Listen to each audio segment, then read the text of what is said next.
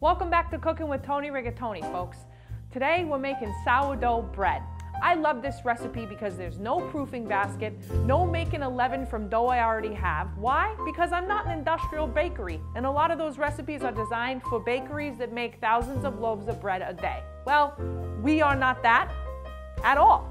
Sourdough should be easy. Let's not overthink something that's been a staple in home for hundreds of years.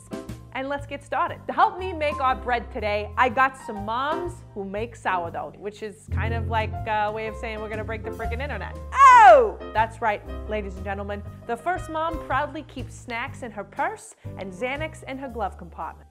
Hi, I'm Athletic Mom. I own a Range Rover. I also go to hot yoga about 4 days a week. I generally keep my opinions to myself while silently judging you from afar.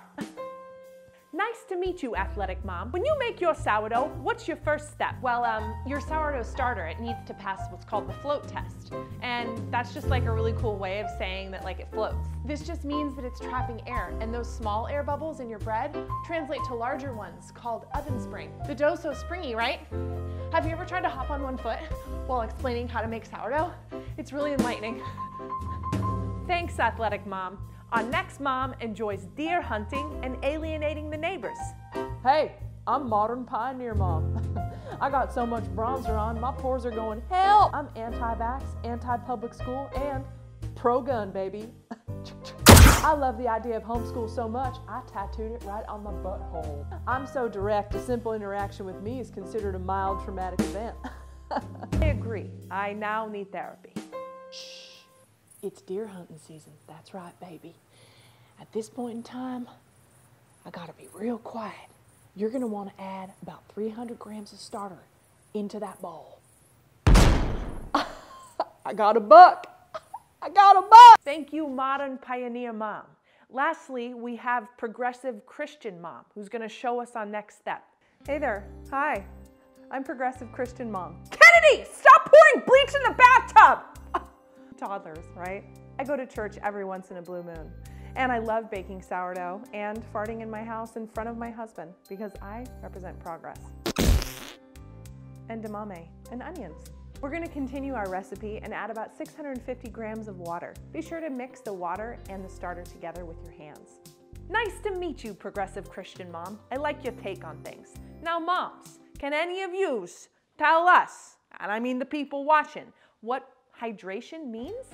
This is my favorite part because my brain is literally full of used rusty nails when it comes to math, but somehow I'm good at this. So baker's ratios are always out of 1,000, okay? And now we're gonna add 1,000 grams of flour. And when you add 650 grams of water, it makes this loaf a 65% hydration. I love water. Now let the dough rest for 20 more minutes. This is also known as a fermento lise or lyse. Then add 50 more grams of water and 28 grams of salt.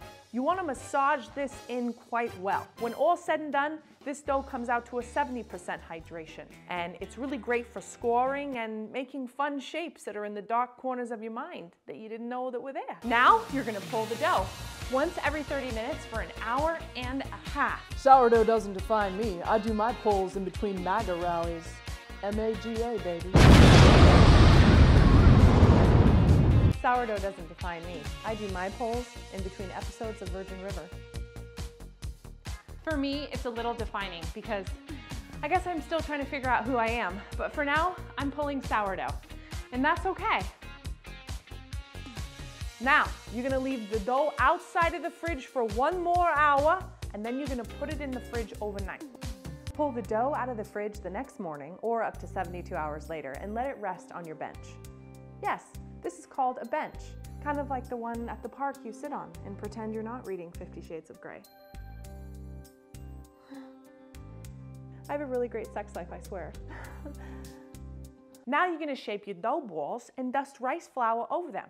We use rice flour instead of all-purpose or bread flour because it doesn't mess with the hydration, but it really doesn't matter.